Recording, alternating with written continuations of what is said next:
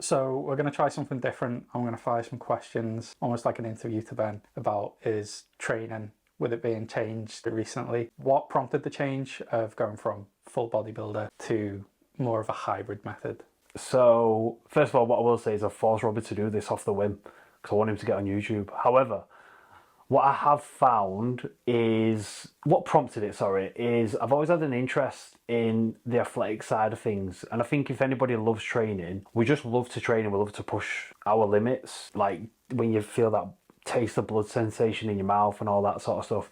And I've just found the athletic side of being multifunctional, let's say. I've always found it really admirable of whacking loads of weight on a sled pull and tanking yourself, or pushing to your limits on an air bike, being more mobile, and I'll be honest, feeling fitter and more mobile. Yeah, I've always had that interest, but I've always felt like I couldn't train like that because I've always been chasing a bodybuilding-esque physique. And don't get me wrong, I think it served its purpose over a period of time, because you'll see all these people now, like the influencers who are doing high rocks where they're stacked, let's face it, the bodybuilders, but they go for a run. Their muscle wasn't built by going for a run and doing all this other stuff. Can it be maintainable and can you grow from it? Yeah, you can, but I'd say the majority of their muscle mass was spelt from a good period of time just doing bodybuilding training, to be honest. Has like the food element of things changed at all from bodybuilding to this more hybrid? No, to be honest. I have found that certain sessions will tank me more, so I'll need to fuel more adequately, but I'm still eating the same, to be honest, mate. The odd days I'll eat more. So typically Monday to Friday is very structured for me, and then on a weekend that's when we like mix things up per se, because we have more time on his hands, and we'll throw in a cinema night. And if anybody's seen my cinema nights on Instagram, it's sort of like we just get a big Pyrex bowl and we go to Tesco and we get all his favourite stuff and we just throw it in a bowl. So it can be a mashup of pretzels, popcorn, some chocolate bites, marshmallows, just literally anything that we fancy on that day, biscuits, whatever, we'll throw it in that and we'll just share that as a family, so to speak. So yeah, nothing's changed to do with nutrition. I'm just making sure that I am fueling more adequately, to be honest. But like I said on one of the previous YouTubes that we filmed, I had a weird weight drop of 4 pounds, probably because of the output just in one day. So I'm just keeping an eye on performance. I am keeping an eye on body composition, but more so performance based, because if it's a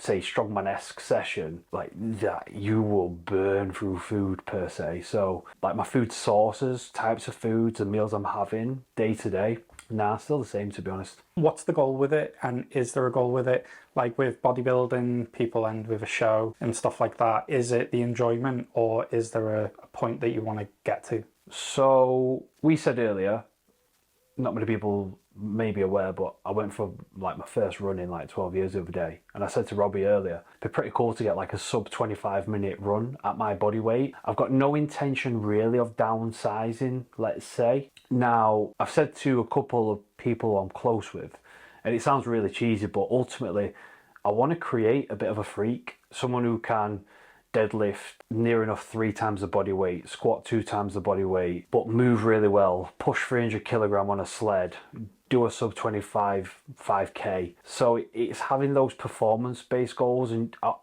it'd be pretty cool if someone turned around to me and were like, how the fucking hell did you do that? So I wouldn't say there's necessarily a physique based goal, because I don't think, well, my physique's not going anywhere because of how I'm still training. I'm still incorporating bodybuilding stuff, but ultimately it's more performance based, where I want to get X stuff boxed off, but from the movements that I want to do. So squatting, safety bar squat, deadlifting, deadlift, and then I want to do X amount of pull-ups, but be functional in a way where I can box jump pretty fucking high and have a good engine on me, so to speak. So yeah, I wouldn't say there's really a not a physique based goal, and that to me is a big mental challenge because I've always been physique based, but again my physique's not going anywhere, so it's more performance based, if that makes sense. What was the first real step into this hybrid stuff? Did it come from when you started to learn how to swim, or was there something before that sparked it?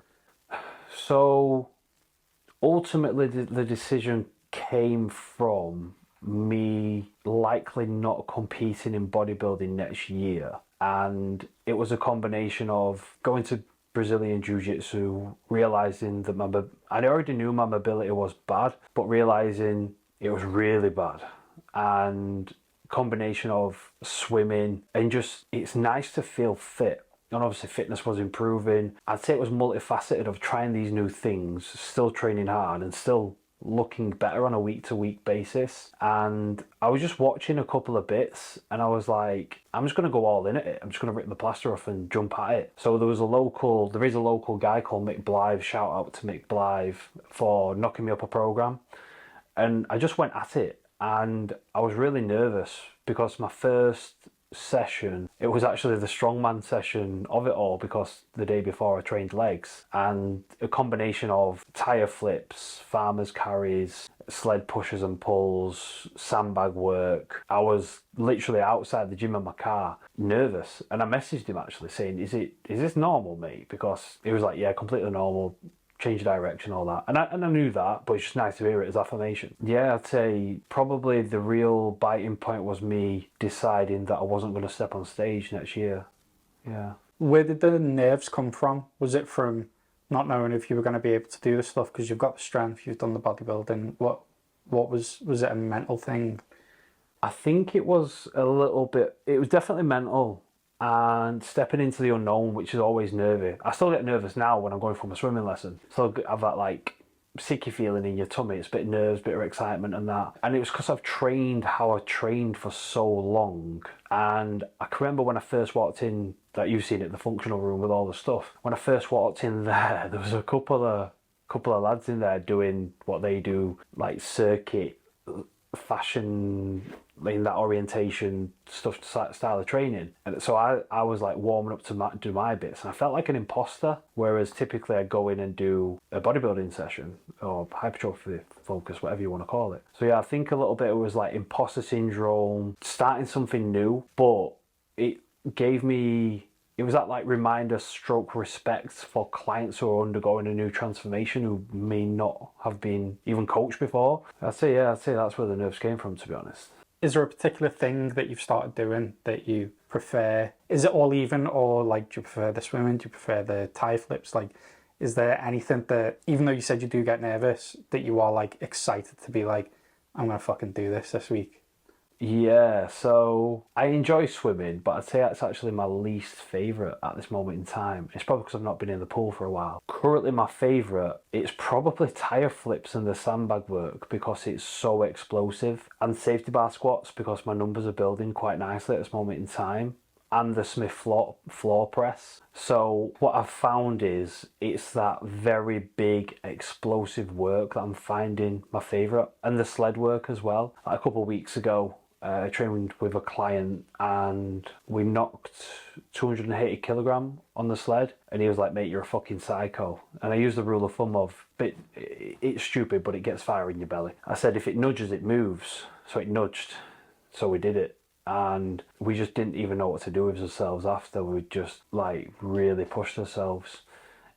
So yeah, I'd say it's that really big explosive stuff that I'm finding best at the moment in time. Like, what are your measurements for like success on a movement? So like, you move up on weight, but then is it just the weight moving up that's good, or is it then, okay, the weight's moved up but I need to get the time down? Or like, is there a lot more that goes into measuring how progression is happening compared to the bodybuilding? For me at this moment in time, and this might change over time as well, but so for say example, if it is a training exercise where it's weighted. So for example, a safety bar squat, my measure of success is it standardized form, etc. So there's still the bodybuilding or just training in general form rules, let's say. But let's say it's a tire flip. It's a case of, right, okay, did I beat my last time? Or if it's heavy sandbag work, it's like, right, okay, I've got 3 rounds of 6 this week. Can I do 7 on one of the sets? So I'd say it's different for each element. Like, for example, the run that I went on, the 5K, I did it in, I think, 33 minutes. Next time it's like, right, okay, just try and edge that needle forward a little bit. So I'd say it's circumstantial over different movements. If it's more so weight and, let's say, targeting muscle, I would say it's more so still form based and reps making sure the reps increase or the weight increases while standardising form, or if it's more engine building, I'd say it's more time related. But then again, if I'm putting another 20 kilogram on the sled, there's that to consider as well. So yeah, I'd say it's a mix, to be honest. Is the recovery different from bodybuilding? Yeah. So after my strongman session, I know the day after I'm going to feel like a fucking bus has hit me. So you need to take, I've been taking that into account as well. And I've found throughout undergoing this, I'm constantly fine tuning little bits. I see things as like a DJ board, and like you're forever trying to, you've got all these little cogs that you're tweaking, and you're forever trying to find that right frequency for you. And it can change on a week to week basis depending on your sleep, hydration, food intake, recovery rates, all that sort of stuff. But yeah, I've definitely noticed a difference in terms of recovery. And I'll be honest, it's made me, so say if I start my session with, let's say, some strength orientation work or hybrid work, functional work, whatever you want to call it, it's honestly made me think bodybuilding training is easy.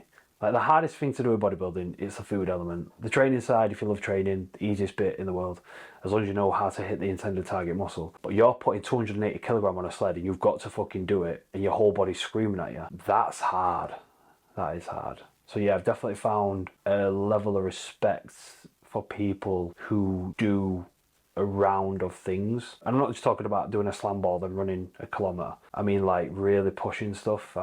It's definitely found me a new level of respect for people. Do you reckon going into this has made you a better coach, or it's stuff you already knew anyway, or like having the personal experience makes you relate to your clients more who might want to do that? Like, has it impacted anything? I wouldn't say it's made me a better coach. I'd say it's helped me understand, because I'm going through it at this moment in time, and I knew about this stuff in the past, not necessarily committed to it for a time period, but it's made me understand how important the training programming aspects of things can be. And I do have a handful of clients who are interested in it, and I would like more, to be honest with you, and I'll probably get more given the time as time goes on and people see me doing stuff more. But I wouldn't say it's maybe better as a coach in a sense of like coaching day to day, but from a programming standpoint, I definitely take more consideration from a holistic point of view of certain exercise selection, from like following, if someone wants to do a functional day, like what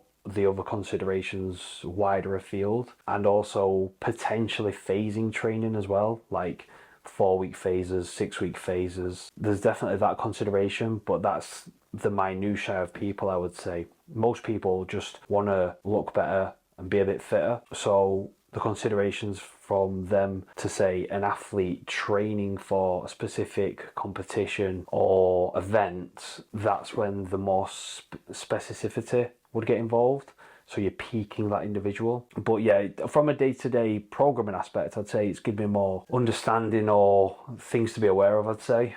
Yeah. Is there anything that you can think of that I might have missed out? Mate, you nailed it there. It's more than what I thought. So yeah, a bit of a different vibe there for you guys. Robbie interviewing me. We'll probably do that again because I quite enjoyed that. Robbie comes from a background of like triathlon element basis, and I wanted him to ask me some questions because it'd throw a completely different spin on it. This wasn't pre-scripted, by the way, at all. I literally caught Robbie off guard, just asking him to ask me some questions, but he has that third person aspect where, yeah, he films bodybuilders, but he's not going to ask me potentially about, is creatine important?